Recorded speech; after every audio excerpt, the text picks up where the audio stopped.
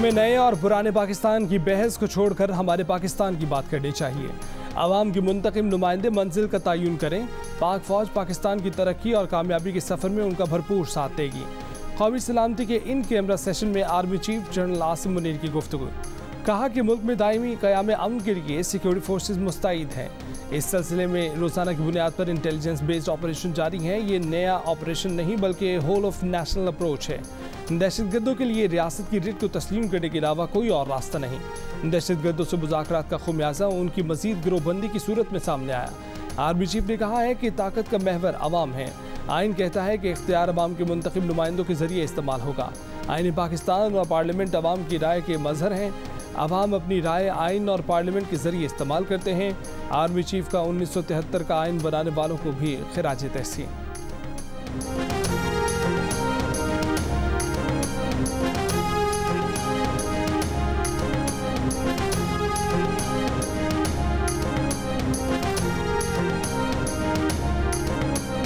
जो बिलावल ने बात की है ना कि आपने सिर्फ एक इमरान को निकाला है, उसके साथ हवारी जो हैं वो निकले नहीं है।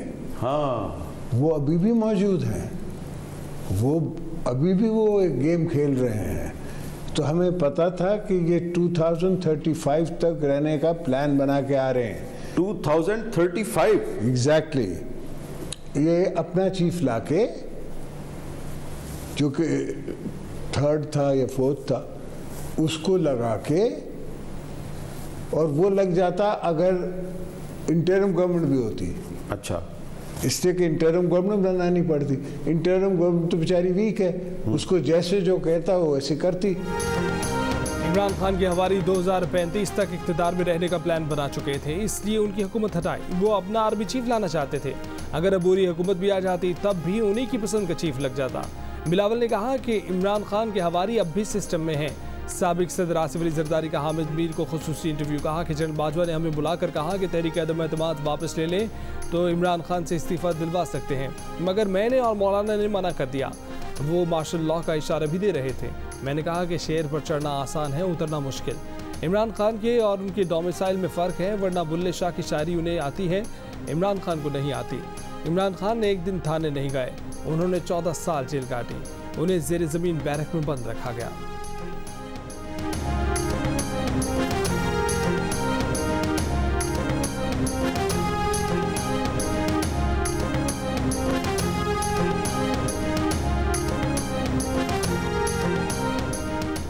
इलेक्शन अक्टूबर से आगे ले जाना मुमकिन नहीं है। कोई सियासी कुव्वत इलेक्शन से नहीं डरती, मसला सिर्फ टाइमिंग का है।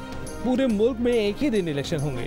पंजाब में 4 माह पहले इलेक्शन करा दिए तो मुल्क पर पंजाब की बालादस्ती हो जाएगी। इमरान खान पॉपुलर नहीं, उन्होंने बच्चों को तनख्वाह पर रखा है। हामिद मीर को इंटरव्यू में आसिफ अली जरदारी का मौक़िफ़। कहा कि एतजाज़ अहसन कहते थे कि रियासत होगी माँ के जैसी। क्या रियासत माँ के जैसी बन गई? मैं तब भी कहता था कि जज सियासी हैं, ये पार्टी बनाएंगे। जज बहाली के वक्त एतजाज़ किसी और से राब्ते में थे। ज़ल्म खलीलजाद तनख्वाहदार आदमी है, उसे किसी लॉबी ने अप्रोच किया होगा, तभी वो इमरान खान की हिमायत कर रहा है। हर वो सियासतदान जिसकी जड़ें पाकिस्तान में हैं, वो इन लोगों के लिए नाकाबिल कबूल है। सुप्रीम कोर्ट के 3 रुकनी बेंच ने बराह रास्त स्टेट बैंक को हिदायत जारी कर दी। पंजाब और खैबर पख्तूनख्वा में इलेक्शन के लिए 21 अरब रुपए इलेक्शन कमीशन देने का हुक्म दे दिया। 3 रुकनी बेंच का इन चैम्बर समात का तहरीरी हुक्मनामा जारी। हुक्मनामे के मुताबिक स्टेट बैंक ने बताया कि 21 अरब रुपए पीर तक फराहम किए जा सकते हैं।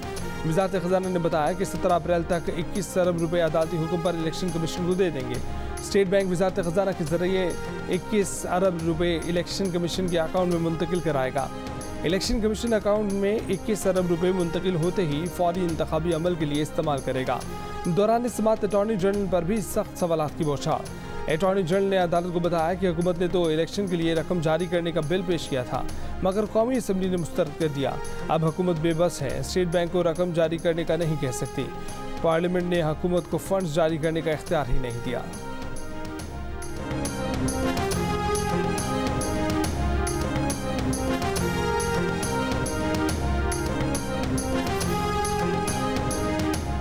पैसे इलेक्शन कमीशन के पास पहुंच भी जाएं तब भी फायदा नहीं। सुप्रीम कोर्ट ने वफाकी हुकूमत और पार्लियामेंट को एक साइड पर कर दिया है। सुप्रीम कोर्ट कल मुल्क का बजट भी खुद ही पास कर दे। वफाकी वज़ीर दाखिला राना सनाउल्लाह की जियो न्यूज़ के प्रोग्राम आज शाहज़ेब खानज़दा के साथ में बातचीत। कहा कि इलेक्शन में सबसे बड़ी फरीक सियासी जमातें होती हैं। ज़िद, धौंस, तकब्बुर, धांधली, बेअसूली और गैर आइनी तरीके से इलेक्शन कराने की कोशिश की गई तो ये नहीं हो पाएगा। इत्तफाक़ राय के लिए सियासी जमातें 3 रुकनी बेंच के सामने हाथ बांधे खड़ी रहीं, मगर 3 रुकनी बेंच न माना। 14 मई को अगर फसाद का प्रोग्राम है तो वो पूरा हो जाएगा।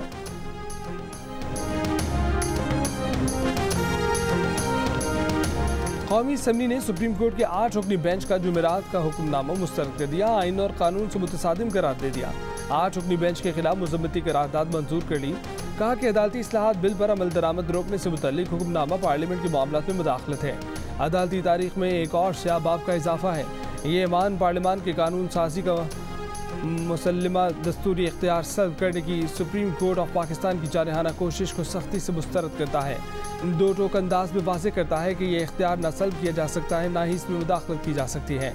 ऐवान वाज़ेह करता है कि आइन के मुताबिक बजट, मालियाती बिल, इक़्तिसादी मामलात और वसाइल के इजाज़ से मुतल्लिक मंजूरी देने या न देने का सारा इख्तियार पार्लियामेंट के पास है।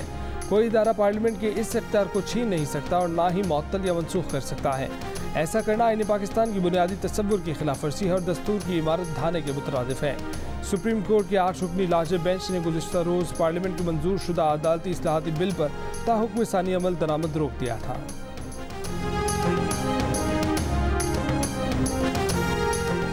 सुप्रीम कोर्ट ने डैम फंड के लिए जो रकम जमा की थी वो वापस कौमी खजाने में जमा कराए। कौमी असम्बली ने एक करारदाद मंजूर कर ली। करारदाद में कहा गया कि डैम फंड के लिए जमा की जाने वाली रकूम सैलाब मुतासरीन की बहाली के लिए फराहम की जाए। बैंक मुनाफे के बाद ये रकम बढ़कर तकरीबन 17 अरब हो चुकी है।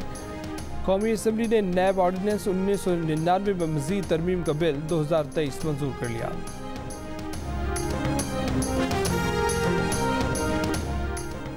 वज़ीर आज़म ने वफाकी काबीना का इजलास तलब कर लिया। इजलास आज दोपहर 1 बजे होगा।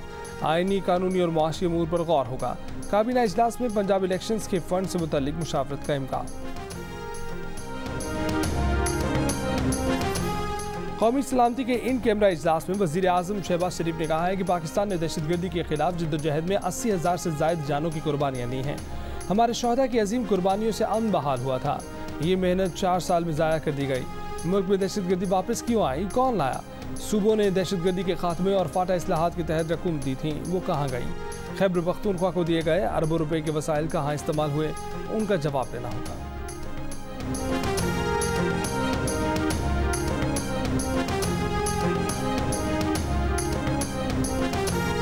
बूचर ऑफ स्वात उसको कहते थे, उसको सुधार की माफ़ी दी गई। एक और टेररिस्ट था, नोन, एवरीबॉडी न्यू है, उसको सुधार की माफ़ी दी गई। एक कंसेंसस मौजूद है पार्लियामेंट में और सिक्योरिटी इदारों में भी। ये लोग इनको जो कि लाया गया था वो गलत फैसला था, कतई तौर पे गलत फैसला था। पुराने जो हुक्मरान हमारे इमरान खान साहब वज़ीर आज़म जो रहे, उनका क्या मोटिव था उन लोगों को यहाँ पे बसाने का? साबिक दौर में इंसानों को ज़िबा करने वालों को सजा की माफ़ी दी गई। वज़ीर दिफा ख्वाजा आसिफ की जियो न्यूज़ से गुफ्तगू। कहा कि इस बात पर इत्तेफाक मौजूद था कि साबिक दौर में किए गए मुज़ाकरात गलत थे। कौमी असम्बली में इज़हार ख्याल करते हुए ख्वाजा आसिफ का कहना था कि आर्मी चीफ ने कुछ देर पहले पार्लियामेंट की बालादस्ती के बारे में जो अल्फाज कहे वो खुशाइन थे।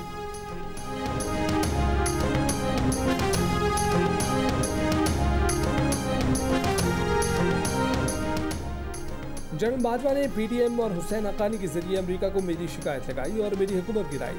इमरान खान ने एक बार फिर अमेरिका को बेकसूर करार देकर दूसरों पर इल्जाम लगा दिया। कहा कि जनरल बाजवा ने अमरीकियों को हुसैन हक्कानी के जरिए कहलवाया कि इमरान खान एंटी अमरीका है। बाजवा ने तौसील लेने के लिए हुकूमत गिराई और उनको NRO दिया।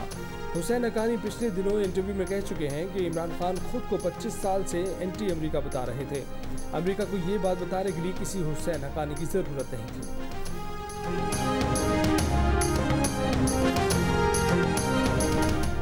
PTI बरतानिया ने वज़ीर आज़म ऋषि सुनक को याददाश्त पेश कर दी। पाकिस्तान में मुबैना इंसानी हकूक़ की पामालियों का जिक्र। जोर दिया गया कि बरतानिया पाकिस्तान में इंसानी हकूक़ की खिलाफ वर्जियाँ रुकवाने के लिए किरदार अदा करे।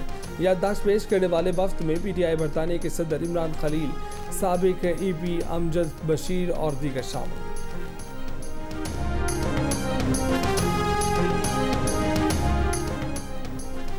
ANP का सुप्रीम कोर्ट के 8 जजेस और वजीर कानून से इस्तीफे का मुतालबा। एमल वली ने कहा है कि किसी के हुक्म पर फिरौनियत से भरे शख्स के लिए फैसले हो रहे हैं। चीफ जस्टिस साहब का खानदान किस जमात को सपोर्ट कर रहा है वो खुद बताएं। चौथे नंबर पर होने के बावजूद इन जजेस को सुप्रीम कोर्ट में तैनात किया गया। वजीर कानून भी इस्तीफा दें। मुल्क को नए निज़ाम, रास्ते और इंतजामी ढांचे की ज़रूरत है। शाहिद खान अब्बासी कहते हैं कि हमें सोचना होगा कि आइन ने मुल्क को तरक्की दी या नहीं, आइन गलत है या उसको चलाने वाले सोचना होगा। इस वक्त सबसे बड़ा फुकदान लीडरशिप का है। बोले पहले इंतखाबात से हमारे मसाइल हल होते थे, तफरीक इतनी बढ़ गई है कि अब इलेक्शन से हमारे मसाइल हल होते नज़र नहीं आते। मिफ्ता इस्माइल बोले कि सऊदी अरब से $2 अरब किसी और से मज़ीद पैसे लेकर काम नहीं चलेगा। अब हमें एक कौम बनकर सोचना होगा, ऐसे मसाइल हल नहीं होंगे।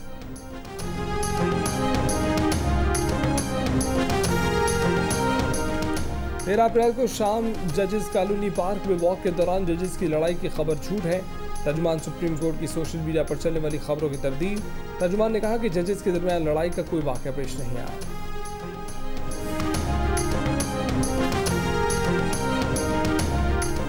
एंटी करप्शन अदालत में चौधरी परवेज इलाही की 27 अप्रैल तक जमानत मंजूर। गिरफ्तारी से रोक दिया गया। 1 लाख रुपए के मचल के जमा करवाने और परवेज इलाही को शामिल तफ्तीश होने का हुक्म। भक्कर की अदालत में PTI रहनुमा अली अमीन गंडापुर का 3 रोज़ा जिस्मानी रिमांड। आज सरगोदा में पेशी।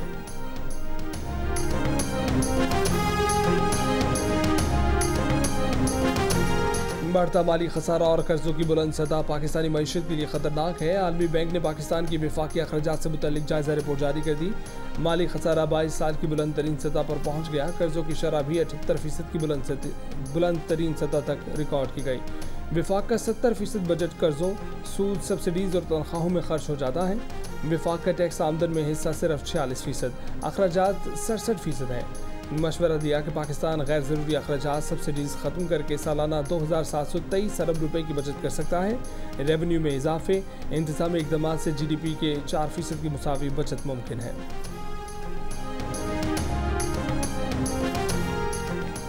सांगड़ में पुलिस मोबाइल की टक्कर से खातून जाँ बहक। गुरसा कटंडो आदम थाने के घेराव मोहम्मदी चौक ब्लॉक कर दी गई। एहलकारों के खिलाफ कत्ल का मुकदमा दर्ज करने का मुतालबा। मोबाइल ड्राइवर पुलिस एहलकार गिरफ्तार। पुलिस ने वाक़े को हादसा करार दे दिया।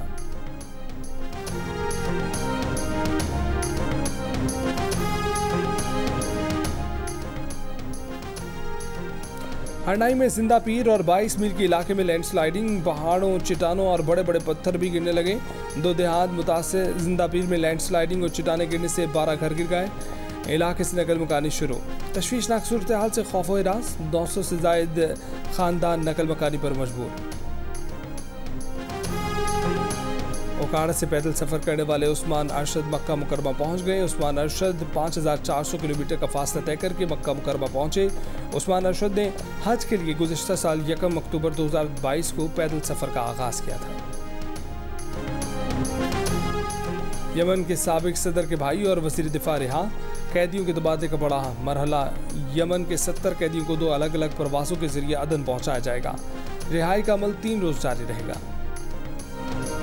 पाकिस्तान ने न्यूजीलैंड को पहले T20 में 88 रन से शिकस्त दे दी। 18 रन देकर 4 खिलाड़ियों को पवेलियन भेजने वाले Haris Rauf man of the match. Imad Wasim ने 2 विकेटें हासिल की। शाहीन आफरीदी, जमान खान, फहीम अशरफ और शादाब खान की 1-1 विकेट। मार्क 34 और टॉम लीथम 20 रन बनाकर नुमाया रहे। मैट हेनरी और बेन लेस्टर 0 पर आउट हुए। बाबर आजम बॉलर्स ने प्लान पर अमल किया जिससे जीत मिली।